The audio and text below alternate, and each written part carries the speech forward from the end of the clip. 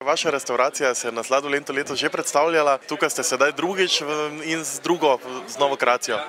V bistvu imamo danes pripravljeno eno takšno bolj štajersko varianto jedi z bučnim oljem.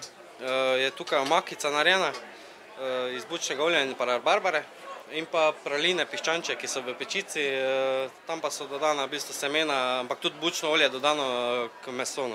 To je v bistvu iz bučnih semen narejena omakica, ampak je, kako vam rečem, ni standardni način na salati bučno olje, ko ga ljudje poznajo, ampak je pač v omakici, pa tudi pri meso, ki se dodaja, ampak tudi tako gre k vsem, v bistvu k ribam, lahko se več stvari tudi kombinira. Zdaj druga stvar, ki pa imamo tukaj na sporedu, pa je sladica z vanilji bourbon, pasijonka, taka kremica, v bistvu čisto naravna, in pa pražene mandlje za drugo jed. Piščančje, praline ali vaniljev bourbon, kaj je prej sprobati, ko je zunaj skoraj 40 stopinj Celzija, sladoled kakopak?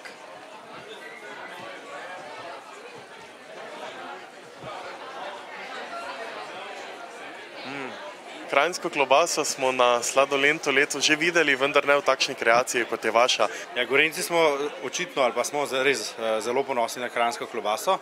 Mi pa smo pripravili kranjsko klobaso predvsem zaradi tega, ker vsako leto organiziramo festival kranjske klobase. Letos bo to že 8.